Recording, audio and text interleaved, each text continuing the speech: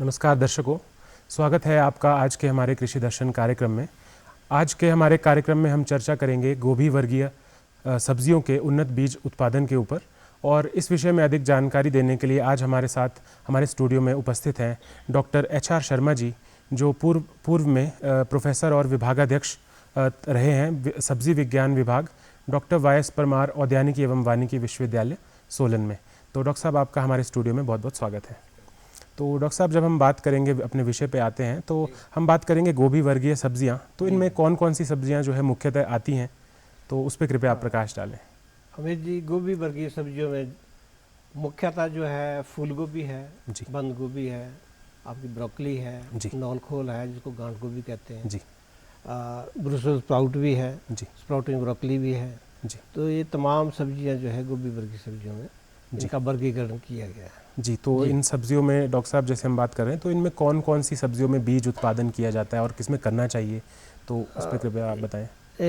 देखिए, जो हमारा हिमाचल प्रदेश एक पहाड़ी क्षेत्र है जी, ये जो गोभी वर्गीय सब्जियां हैं, मान लीजिए इसमें फूल गोभी है, बंद गोभी है जी, इनका जो कुछ वैरायटीज़ हैं, जो लेट वैरायटीज़ होती हैं जी, उसका जो बीज उत्पादन है वो पहाड़ी क्षेत्रों में संभव है जी। हिमाचल के ऐसे पहाड़ी क्षेत्र जहाँ तापमान जो है लगभग 30-35 डिग्री के आसपास रहता है बीज उत्पादन के समय में जी, जो कि तकरीबन मई जून अप्रैल मई के समय जो है जब फूल आता है जी, तो ऐसे क्षेत्र में ज़्यादातर जो है जिला सिरमौर जी, सोलन, शिमला, कुल्लू, मंडी, कुछ क्षेत्र बिलासपुर के हैं, कांगड़ा का कुछ चंबा, तो ये क्षेत्र हैं जो बहुत ही उपयुक्त क्षेत्र माने गए हैं।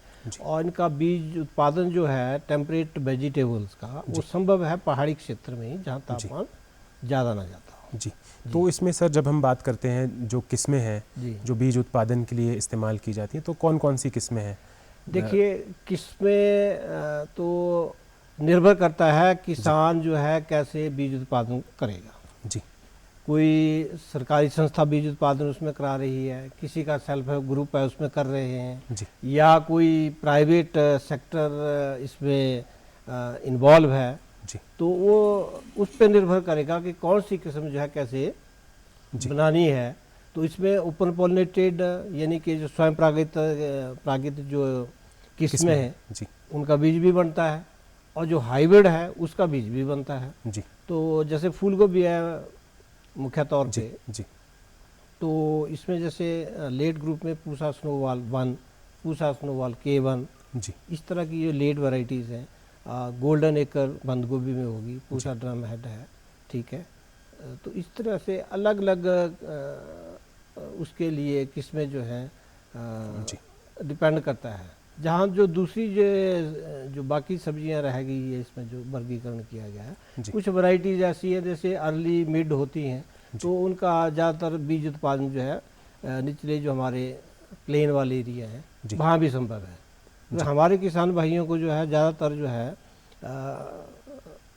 लाभ इसका है कि जो लेट वैरायटीज़ हैं या हाइब्रिड हैं फूल गोभी में, बंद गोभी में और नौलखोल जैसे हैं, तो ये हमारे जलवायु जो है हिमाचल प्रदेश का इसके लिए बहुत ही उपयुक्त है जी। तो इसमें सर, जब हम अर्ली वैरायटीज़ की भी बात करते हैं, तो अर्ली वैरायटीज़ और मिड सीजन में भी कोई वैरायटीज़ हैं? हाँ जी, इसमें जैसे मान लीजिए अलग अलग फसलें हैं जी। जैसे मान लीजिए अब फूल गोभी है, फूल गोभी में हम लेते हैं जैसे अर्ली में जो अर्ली कुंवारी आ गई जी, तो उसके बाद जो है इम्प्रूव जैपनीज आ गई, जो मिड ग्रुप है जी। इसी तरह से बाकियों में भी थोड़ा थोड़ा ऐसे वर्गीकरण है, परंतु हमारे के किसान भाइयों को फायदा बीज उत्पादन का उसी में है जो लेट ग्रुप है जी। क्योंकि ये जो मिड और अर्ली ग्रुप जो है इसका बीज उत्पादन जो प्लेन क्षेत्र है हमारे, जैसे राजस्थान है, आपका यूपी है, हरियाणा है, पंजाब है, यहाँ जो है भरपूर मात्रा में अच्छे से उत्पादन होता है जी, ठीक है। तो जो लेट वैरायटीज़ हैं वही हमारे को जो है खास करके जो फोकस करना चाहिए वो जो लेट वैरायटीज़ है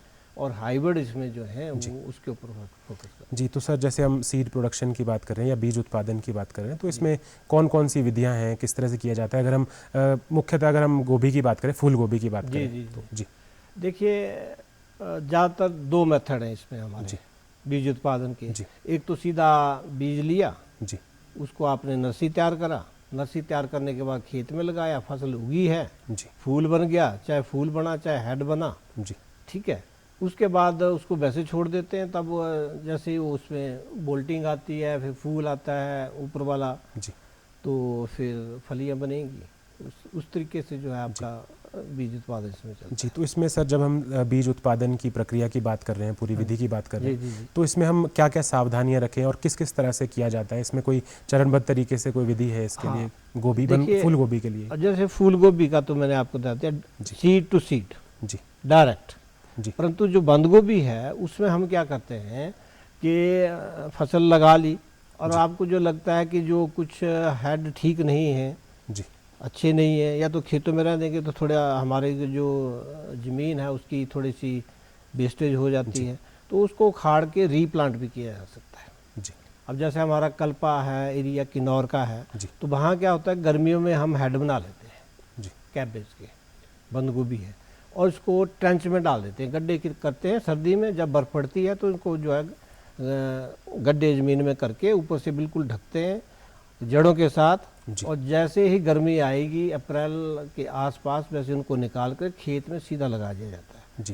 तो उसको ट्रांसप्लांटिंग हम मेथड उसको कहते हैं। तो इसमें सर जैसे हम खाद और उर्वरक भी इस्तेमाल करते हैं जब हम उसको ग्रो कर रहे हैं अपनी सब्जी के बीजों? बिल्कुल, देखिए किसी भी फसल उत्पादन के लिए, चाहे क्रॉप खाने के लिए, चाहे बीज का है, और बीज एक ऐसी हमारी क्वालिटी जो है बीज की अगर अच्छी होगी, उत्पादन सही होगा तो आगे को फसल भी अच्छी आएगी। तो इसमें बहुत सारी सावधानियां देने वाली थी, खासकर बीज उत्पादन में। तो सबसे पहले तो हमारा क्षेत्रों का चुनाव हो गया, कहाँ लगे, वैरायटी कौन सी लगे। ऐसा नहीं है कि हम कई बार कहते हैं जो जल्दी वाली जो पकने वाली वैरायटी है उसको लगा लें अगर हायर रीचेज में, तो वो डायरेक्ट बोल्ट करेगी, बीज उत्पादन उसका सही नहीं बनेगा। ठीक है। इसी तरह से अगर आप लेट ग्रुप वाली को नालागढ़ एरिया में, ऊना के एरिया में उधर को लगा दें तो वो भी नहीं बनेगा। तो ये समझ जो है पहले किसान को किसके साथ उसका टाई अप है, किसको बीज कौन बना रहा है, किसको आगे मार्केटिंग हो रही है, ये बड़ा महत्वपूर्ण है। जी। तो सर ये ऐसी विशेषताएं क्यों हैं कि अगर जैसे लेट वैरायटीज़ हैं तो उनको हम देखिए इसी पीरियड में, जैसे हम अगस्त में उनको बुआई करते हैं, अब जैसे अर्ली वाले का है जून जुलाई में है, मिड का थोड़ा अगस्त सितंबर है, और जो लेट है सितंबर अक्टूबर है। तो सितंबर अक्टूबर में जो हमारी फसलें लगती हैं, चाहे फूल गोभी है, चाहे बंद गोभी है, या नोल खोल है, स्प्राउटिंग ब्रोकली है, तो फिर ये जो है तकरीबन मार्च में इसके जो मार्केट के लिए हेड हैं या कर्ड हैं वो बन जाते हैं। उसके बाद जो है ये जो है इसमें बोल्टिंग आएगी, बोल्टिंग के बाद इसमें फ्लावरिंग आएगी।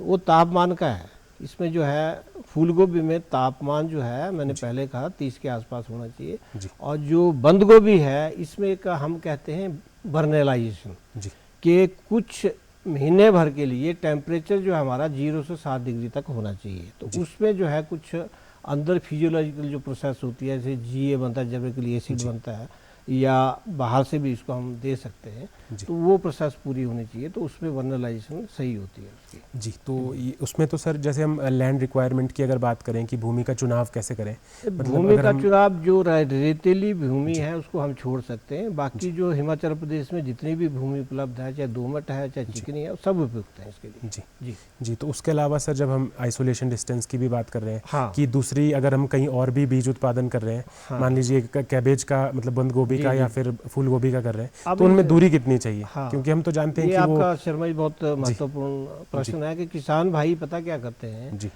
ये जैसे फूल गोभी यहाँ लगी, दूसरी साइड थोड़ा आधा किलोमीटर में या 1 किलोमीटर में बंद गोभी भी लगी, पता नहीं होता, बैरियर नहीं है कोई, तो कम से कम 1 किलोमीटर ये जो जितनी भी फसलें हैं, चाहे एक दूसरे की दूरी है, चाहे एक वैरायटी से दूसरी वैरायटी की है। जैसे फूल गोभी में भी अगर पूसा स्नोवाल K1 है और पूसा स्नोवाल 1 है, तो इनमें भी उचित दूरी चाहिए। ये नहीं कि बंद गोभी से चाहिए अन्य फसलों से, फसल के अंदर भी, और जो है जो फसलों का जो आपस में उनमें दोनों में से कम 1000 मीटर, 1 किलोमीटर हो गया।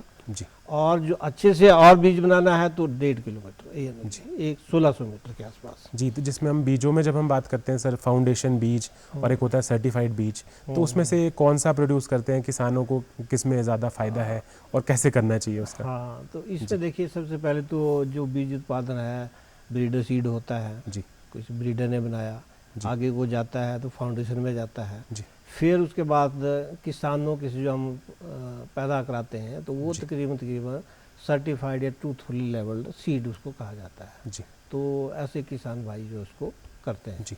तो सर जैसे हम नर्सरी में अगर हम मान लीजिए बीज के उत्पादन के लिए हम गोभी लगा रहे हैं, बीज से बीज के लिए, तो सर हम नर्सरी के लिए कोई मैनेजमेंट की कैसी रिक्वायरमेंट्स रहती हैं, क्या क्या उसमें उसके लिए सावधानियां रखनी चाहिए नर्सरी मैनेजमेंट? हाँ देखिए, जो बीज हमारा है जी, एक तो स्वस्थ होना चाहिए, सोर्स उसका ठीक होना चाहिए जी, और ख़ास करके जब इसकी नर्सरी तैयार करते हैं तो मिट्टी में क्यारी बना के करते हैं किसान ज़्यादातर।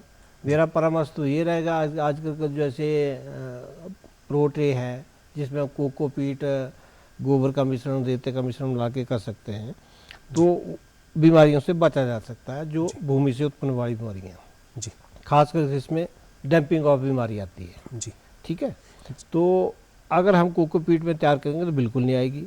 फिर भी अगर ज़मीन में किसान भाई नहीं मिलती, कोकोपीट नहीं अरेंज हो सकता है तो उसका उपचार करना चाहिए। क्यारी को बनाएं, थोड़ा सा उसको धूप लगाएं, पॉलीथीन से ढक के रखें, इनकी जिसको सोलराइजेशन हम कहते हैं ना, सोलराइजेशन ऐसे कर सकते हैं।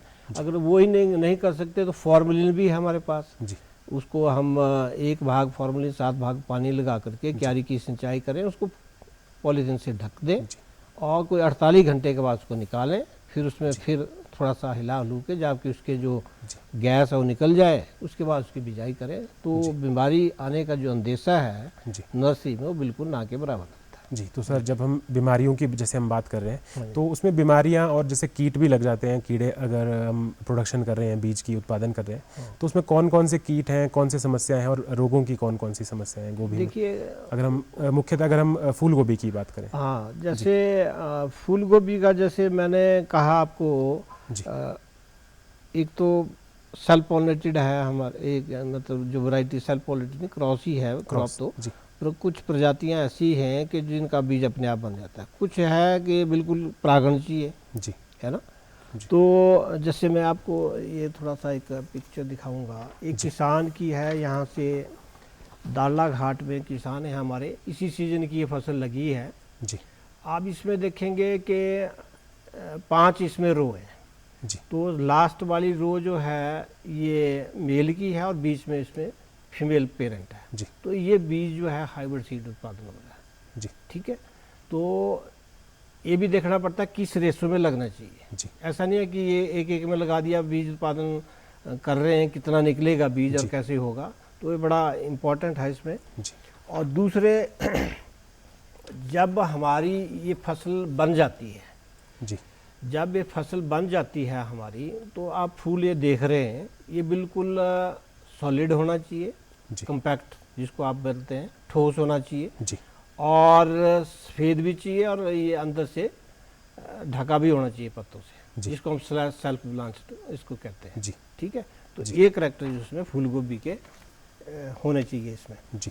जहाँ तक आपकी प्रश्न था बीमारी का, कीट का जी, तो गोभी वर्गीय सब्जियों में तकरीबन जो है मिलती जुलती बीमारियाँ हैं जी।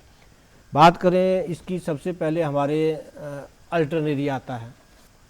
अल्टरनेरिया देखिए इस तरह से धब्बे जो है पत्तों पे पनते हैं जी। अब देखिए, ठीक है, तो इसका रोकथाम मैं किसान भाइयों को बताऊंगा। अगर ऐसे पत्ते हैं बरसात में, खास करके अगर जो जल्दी गोभी लग जाती है तो उसमें बड़ी समस्या आती है जी, ठीक है। इसी तरह से इसका फूल गोभी का सड़न जो है, देखेंगे नीचे जो आपको दिख रहा है फूल कैसे सड़ गया। अब जैसे बरसात अभी हो रही थी, बारिश हो रही थी 3-4 दिन पहले, तो गोभी जिन जिन किसानों ने बीज उत्पादन के लिए लगाई है काफ़ी समस्या आई है। तो ये जो है आपका फूल सड़न रोग है, इसका भी रोकथाम मैं इकट्ठा बता दूंगा इनको। और बीज उत्पादन की सबसे जो है खतरनाक बीमारी जो ज़मीन से पैदा होती है या लगती है, जिसको हम स्टॉक रैट कहते हैं। अब इसमें देखेंगे कि ये जो है बिल्कुल तना इसका सड़ जाता है, ठीक है जी। और पौधा जो है चलेगा और उसमें फलियां भी बनेगी, परंतु फलियां जो है जिसमें जो बीज है वो बिल्कुल खाली होगा जी। तो यानी कि उसको चैफ सीड हम बोलते हैं और बिल्कुल उसकी क्वालिटी 0 के बराबर है। तो इसमें जो है ये बहुत ही खतरनाक बीमारी है। इसको रोकथाम करने के लिए हमारे को मैं बताऊंगा, एक ये बहुत ही दूसरी इम्पोर्टेंट ब्लैक रॉट, जी, चाहे बंद गोभी है चाहे फूल गोभी है, पत्तों के किनारों से आप देख रहे हैं ये भूरे भूरे रंग के धब्बे अंदर की तरफ जाते हैं जी। तो ये मुख्यतः 3-4 जो मैंने रोग बताए। जी। अब हमारे किसान भाइयों को क्या करना चाहिए, हो सके तो सिंपल सा ट्रीटमेंट ब्लैक रॉट का है कि बीज को लो, आधा घंटे के लिए पानी में डाल दो ठंडे में, और फिर आधे घंटे बाद जो है उसको गर्म पानी में, जिसका तापमान 52 डिग्री के आसपास हो, तो या तो किसी लेबोरेटरी में जाके उसको करें। तो उससे क्या होगा कि ब्लैक रॉट जो है ये बीज से जनित बीमारी है जी, तो ये इसका रोकथाम संभव है। इसी तरह से जो भूमि से जो स्टॉक रॉट की है, तो उसके लिए किसान भाइयों को ये करना चाहिए कि एक तो बिल्कुल घना फसल नहीं लगनी चाहिए। आपका जो डिस्टेंस है, जैसे फूल गोभी में हम 2 फुट बाई 1 फुट का रखते हैं या 1.5 फुट का रखते हैं, ठीक है। कई बार क्या होता है कि लोग ज़्यादा सीड बनाना है तो थोड़ा उसको नज़दीक कर देंगे, 45 बाई 45 सेंटीमीटर का ले लेंगे जी। तो उससे क्या होता है, तो थोड़ा सा मॉइस्चर जो है पानी का क्रॉप में ज़्यादा रहता है जी, ठीक है। तो ये बीमारी आने का अंदेशा उसमें पूरा रहता है जी। तो होता क्या, तना सड़ रहा है अंदर से, फिर काले काले आपको बिल्कुल हार्ड बॉडी मिलेंगे और ज़मीन में रहते हैं, 3 साल तक वहीं पड़े रहेंगे। अगली बार फिर फसल लगेगी तो फिर आ जाएगी जी। तो इसलिए क्रॉप रोटेशन बड़ी ज़रूरी है जी। धान वगैरह की ऐसी हो जाए पानी की बुलता तो बहुत अच्छा है जी, नहीं हो तो गोभी भरी सब्जियों जो है उसमें अगले साल को नहीं लगनी चाहिए जी। तो बाकी जो आपका अल्टर्न एरिया है और जो दूसरा हमने बताया था कर्ड रॉट है जी, मुख्यतः जैसे हमारे जनरल जो है आमतौर पे जो फफूंदनाशक मिलते हैं उसमें डाइथिन है 45 है, या मैंको जब इसको हम बोलते हैं जी, 2.5 ग्राम प्रति लीटर के हिसाब से छिड़काव किया जा सकता है जी। रीडोमिल एमजेड है, इसका भी 2.5 ग्राम प्रति लीटर पानी के हिसाब से छिड़काव किया जा सकता है जी। और ये छिड़काव जो है 12 से 15 दिन के बीच में इसको हम दोबारा से रिपीट कर सकते हैं जी। तो सर आपने ये कौन सी स्प्रे कही, फोलियर स्प्रे जो पत्तों पे की जाती है? पत्तों जब फोलियर स्प्रे जी। इसके अलावा थोड़ा सा ये भी देखा गया है फूल गोभी या बंद गोभी में कुछ सूक्ष्म तत्व होते हैं, जैसे बोरोन है, मोलिब्डेनम है, इसकी भी कमी देखी गई है हिमाचल प्रदेश में। जो फूल का रंग है वो थोड़ा सा लाल सा हो जाएगा, पिंक सा हो जाएगा जी, है ना। तो उसके लिए भी हमारे को किसान भाइयों को क्या करना चाहिए कि अगर खेत की जुताई करते वक्त ही जी, अगर हम बोरेक्स तकरीबन 1.25 किलो खेत में डाल दें जी, तो अच्छी बात है। अगर ना डाल सके तो कम से कम 2 स्प्रे जो है बोरिक एसिड के या उसके जी 0.1 से लेकर के 0.3% तक कर सकते हैं, यानी कि 1 ग्राम से लेकर के 3 ग्राम प्रति लीटर आप किसान भाई इसको डाल सकता है। तो उससे जो है आपका तना सड़न जो है और जो है दूसरा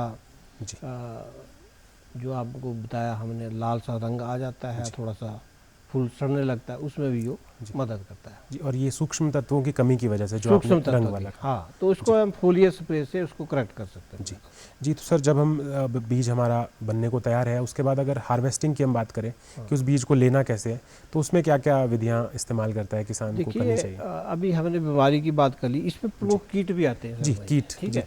एक तो इसमें एफिड है, एफिड आता है इसमें, फिर आपका ये ब्लिस्टर बीटल है, ये जो है आपका जब फली बन जाती है ये इसको रस चूसता है जी।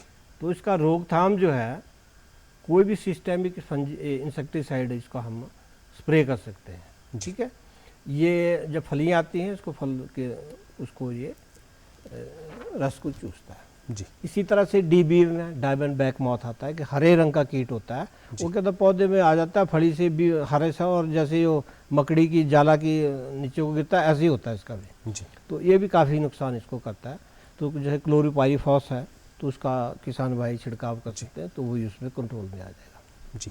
रही आपकी बात कि कैसे इसको आगे हम करेंगे जी। तो ये एकदम से नहीं क्रॉप पकती है, आप बोलेंगे कि पूरे का पूरा पौधा हम पूरा काट लें तो वो संभव नहीं है। इसको 2 या 3 बार जैसे 2 टहनियाँ पक गई, उनको निकाल दिया आपने, रख लिया, फिर और निकाल लिया, कम से कम 2-3 बार जो है निकाल करके, और इसको जो हम एक अच्छी सी जगह, सूखी जगह ढेर लगाएं, उसको ढकें तरपाल से या किसी और चीज़ से, ताकि उसका थोड़ा सा मतलब टेम्परेचर जो अंदर ज़्यादा रहे और थोड़ा सा ह्यूमिडिटी भी बनती है जी। ठीक है, तो इसको हम क्यूरिंग बोलते हैं जी। तो क्यूरिंग होगी, उसके बाद हम किसान जो है इसको 3-4 दिन के बाद निकालें, चेक करना पड़ता है, और फिर उसको जी बीज जो है थ्रेश होगा, निकालेंगे जैसे भी है ना, और फिर उसको साफ़ करेंगे बीज को। ठीक है, सुखाइए अच्छी तरह से। बीज कब सही, मतलब ग्रेडिंग भी होती है इसकी, अगर मशीनें हैं अवेलेबल हैं, ग्रेड 1, 2, 3 बड़े वाला, उससे कम वाला, फिर बिल्कुल बारीक बीज, तो सारा अलग हो जाता है जी। उसके बाद इसकी ट्रीटमेंट करिए, फंजीसाइड से करनी है तो कर सकते हैं किसान भाई थोड़ा, जैसे इसमें कोई भी फंजीसाइड ट्रीटमेंट कैसे कैप्टान है जी, इसका इस्तेमाल किया जा सकता है जी। और फिर स्टोरेज जो है, अगर किसान ने अपने लेवल पे करना तो सूखी जगह पे करना चाहिए। बीज तभी खराब होगा जब तापमान ज़्यादा होगा और सीड मॉइस्चर ज़्यादा होगा। तो हम कहते हैं कि सीड मॉइस्चर 10% से नीचे नीचे होना चाहिए जी। ठीक है, तो ये सावधानी। सीड मॉइस्चर को हम कैसे रेगुलेट करते हैं कि कम रहे?